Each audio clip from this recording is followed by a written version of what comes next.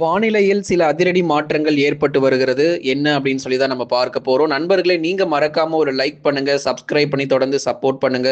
துல்லியமான வானிலை அறிக்கை பெற்றுக்கொள்ளுங்க. எந்தெந்த நாட்கள்ல நமக்கு மழையினுடைய தீவிரம் இருக்கும் என்பது குறித்து மிக தெளிவாக நம்ம பார்க்க போகிறோம். வருகிற நாட்களில் தமிழகத்தில் கனமழை பெய்யுமா அல்லது மழையினுடைய தீவிரம் மிக குறைவாக இருக்குமா என்பது குறித்தும் மிக தெளிவாக பார்க்கலாம். வங்கக்கடல் பகுதிகளில் அடுத்தடுத்த தாழ்வு பகுதிகள் பொறுத்த வரைக்கும் இந்த பிப்ரவரி மாதத்துல உருவாகிறதுக்கான வாய்ப்பு இருக்கு. முதலாவதான தாழ்வு பகுதி பொறுத்த வரைக்கும் பிப்ரவரி 15ஆம் தேதி என்றும், அதன் பிறகு மாத இறுதியிலும் மீண்டும் ஒரு தீவிர நிகழ்வுகள் பொறுத்த வரைக்கும் தமிழகத்தை நோக்கி வருவதற்கான சாதகமான சூழ்நிலையும் ஏற்பட்டு வருது. இதை பத்தி நம்ம அறிவிக்காம கிடையாது. ஏற்கனவே நம்ம இந்த மாதத்திலிருந்து நம்ம சொல்லி கொண்டுதான் இருக்கிறோம். இப்படி ஒரு தீவிர நிகழ்வுகள் பொறுத்த வரைக்கும் பிப்ரவரி மாத இறுதியில் கணிசமான நமக்கு மழை வாய்ப்புகள் தொடங்குவதற்கான சாதகமான சூழ்நிலை இருக்கு அப்படிங்கிறத ஏற்கனவே நம்ம சொல்லி கொண்டுதான் இருக்கிறோம். அதே போலதான் நமக்கு இப்போ மழை பொழியினுடைய தீவிரத்துக்குள்ள நம்ம போக போகிறோம். இதுவரைக்கும் உங்களுக்கு பனிப்பொழிவாக இருந்திருக்கலாம், அல்லது வெயில் மட்டுமே இருந்திருக்கலாம், மழையே இல்லாம கூட போயிருக்கலாங்க. ஆனா இனி வருகிற நாட்கள் ஒரு தீவிர மழை பொழிவாக நம்ம வந்து பார்த்துட்டு இருக்கிறோம். இனி எந்தெந்த தேதிகள்ல இப்படிப்பட்ட ஒரு மழை பொழிவுகள் வரும், எந்தெந்த நாட்களுக்கு மட்டும் மழைக்கான வாய்ப்பு இருக்கு அப்படிங்கிறத நிச்சயமா நம்ம சொல்றோம். நீங்க ஒன்னே ஒண்ணு பண்ணுங்க, மறக்காம அந்த லைக் பட்டனை கிளிக் பண்ணுங்க. கடைசி வரைக்கும் வானிலை அறிக்கையை கேட்டு நீங்க பயன்பெறுங்க. உங்களுக்காகவே மிக துல்லியமான வானிலை அறிக்கைகள் தொடர்ந்து கொடுக்கப்பட்டு வருது. இனி வரப்போகிற எல்லா நாட்களுமே நமக்கு ஒரு மழை பொழிவாக, மழையினுடைய ஒரு தீவிர நிகழ்வாகவே நம்ம வந்து பார்க்கிறோம். இனி எந்தெந்த தேதிகள்ல மழை கிடைக்கும் அப்படிங்கறத நீங்க தெரிஞ்சுட்டு போங்க. அப்போதான் அந்தந்த நாட்கள்ல நம்ம உஷாராக இருக்க முடியும். சப்ஸ்கிரைப் பண்ணி தொடர்ந்து சப்போர்ட் பண்ணுங்க. நண்பர்கள் உறவினர்கள் தெரியப்படுத்த மறக்காம ஷேர் பண்ணுங்க. பூமத்திய ரேகைக்கு அருகே இந்திய பெருங்கடலின் கிழக்கு பகுதிகள் தென்கிழக்கு வங்கக்கடல் மீது வளிமண்டல மேலடுக்கு சுழற்சி பொறுத்த வரைக்கும் நிலவி கொண்டிருக்கிறது. இந்த வளிமண்டல மேலடுக்கு சுழற்சி நிலவி கொண்டிருக்கிறதன் காரணமாகவும், அதே போல நமக்கு எதனால மழை பொழிவுகள், ஏன் இப்போ திடீர்னு மழை பொழிவுகள் எல்லாம் வந்துகிட்டு இருக்கு அப்படின்னு சொல்லி நிறைய பேர் கேட்டிருந்தீங்க.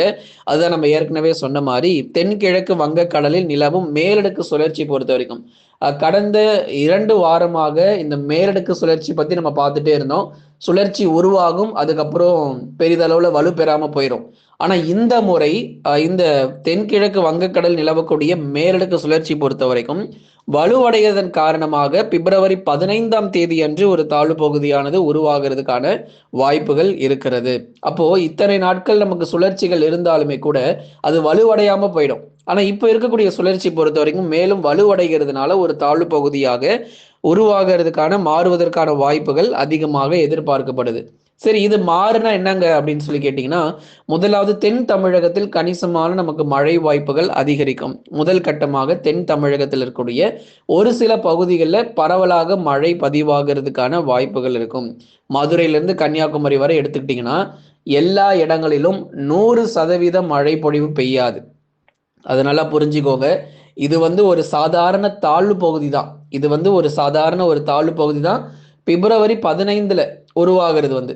அப்போ இந்த தாழ்வு பகுதியினால நமக்கு வந்து கணிசமாக மிதமானதிலிருந்து கனமழை தான் நமக்கு வந்து எதிர்பார்க்க முடியும் தென் தமிழ்நாட்டில். பெரிதளவுல வந்து வெள்ளப்பெருக்கோ இல்லை ரெட் அலர்ட் கொடுக்குற அளவுக்கு மழை பொழிவுலாம் கிடையாது. ஓரளவு மிதமானதிலிருந்து கனமழை வரைக்கும் கண்டிப்பா தென் தமிழகத்தில் இருக்கக்கூடிய பகுதிகள் நிச்சயமாக பதிவாகிறதுக்கான வாய்ப்புகள் அதிகமாகவே இருக்கிறது.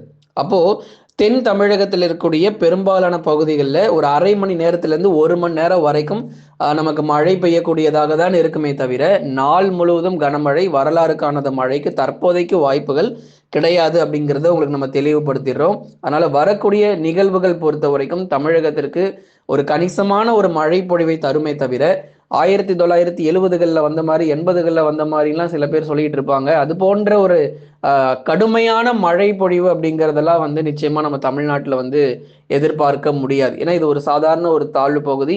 ஒரு மேகக்கூட்டங்களை மட்டுமே இது வந்து நமக்கு கொடுக்கும். காற்றுடைய பாதிப்புகள் கூட நமக்கு வந்து பெரிதளவில் இந்த பிப்ரவரி 15 முதல் 20 தேதிகள் பொறுத்த வரைக்கும் கிடையாது.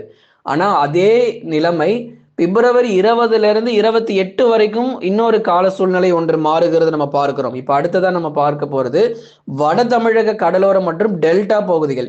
ஏன்னா இங்க வந்து பிப்ரவரி 20 வரைக்கும் பெரிதளவுல நமக்கு மழை இருக்காது. எங்க வட தமிழக கடலோரத்திலும் டெல்டா பகுதிகளில் பிப்ரவரி 20 வரைக்கும் பெருசா ஒன்றும் மழையை பார்க்க முடியாது. என்னமோ மழைன்னு சொன்னாங்க, ஆனா ஒண்ணுமே காணுமே அப்படிங்கிற மாதிரி தான் இருக்கும். ஆனா உங்களுக்கு தேதிகள் பொறுத்த வரைக்கும் வட தமிழக கடலோரம் மற்றும் டெல்டா பகுதிகளுக்கு தேதிகள் பொறுத்த வரைக்கும் 21ஆம் தேதியிலிருந்து 28ஆம் தேதி வரைக்கும். ஏன் இந்த நாட்களை உங்களுக்கு குறிப்பா நம்ம வந்து குறித்து சொல்றோம் அப்படின்னா, வங்கக்கடலில் வரக்கூடிய நிகழ்வுகள் பொறுத்த வரைக்கும் பிப்ரவரி 15 ஒன்று தாழ்வு பகுதியாக உருவாகினாலும் அதற்கு பிறகு ஒன்றன் பின் ஒன்றாக அடுத்த ஒரு நிகழ்வுகளும் தீவிரமடைய வாய்ப்புகள் இருக்கு.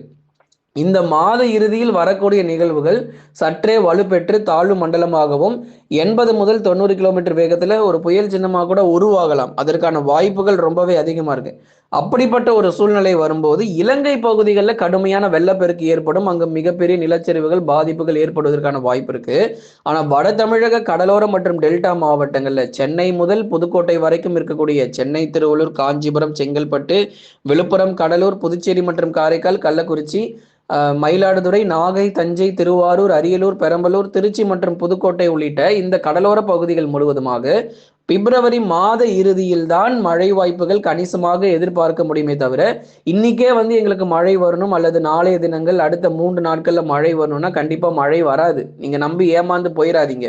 அதனால எப்பொழுது மழை வரும்ங்கிறத நீங்க தெரிஞ்சுக்கோங்க. வட தமிழக கடலோரங்களிலும் டெல்டாவிலும் நமக்கு மாத இறுதியில பிப்ரவரி மாத முடிய தருவாயில நல்ல ஒரு மழை வாய்ப்புகள் கணிசமாக எதிர்பார்க்கலாம். எப்படி பார்த்தாலும் இந்த கோடை காலம் மார்ச் மாதத்திலிருந்து இந்த வருஷம் கோடை வெயில் பொறுத்த வரைக்கும் அதிகரிக்க ஆரம்பிச்சுன்னு நம்ம சொல்லிட்டோம். அப்போ இந்த கோடை வெயில், இந்த கோடை காலம் தொடங்குறதுக்கு முன்பதாக ஒரு கடுமையான மழை பொழிவு நமக்கு வந்த பிறகுதான் இந்த வெயிலுடைய தாக்கம் நமக்கு அதிகரிக்கும் நண்பர்களே. அதனால பனிப்பொழிவும் சீக்கிரமா நமக்கு முடிவுக்கு வரப்போகுது. எப்போ நமக்கு ஒரு மழை பொழிவு தீவிரமாக ஆரம்பிக்குதோ பனிப்பொழிவுக்கு ஒரு முடிவு கட்ட ஆரம்பிச்சிருச்சுன்னு அர்த்தம். அதனால மார்ச் மாதம் தொடங்கியதுக்கு அப்புறம் பனிப்பொழிவுலாம் அதிகமா நம்ம எதிர்பார்க்க முடியாது. கொஞ்சம் கொஞ்சமா குறைய ஆரம்பிச்சிடும்.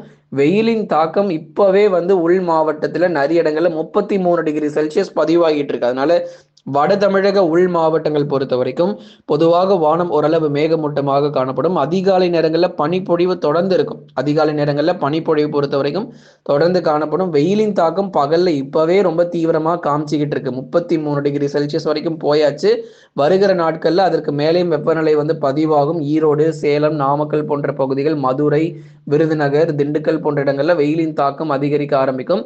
அதனால நாளைய தினத்தில் தென் மாவட்டத்தில் நல்ல ஒரு வான மேகமூட்டமாக அவ்வப்போது மழை வந்தாலுமே கூட நம்ம மார்ச் மாதம், ஏப்ரல் மாதத்துல கடுமையான வெயில் வருவதற்கு முன்பதாக ஒரு தமிழகத்தில் பெரும்பாலான பகுதிகளில் ஒரு மழையை பார்த்த பிறகுதான் இந்த கோடை காலத்துக்குள்ள நம்ம போக போகிறோம்.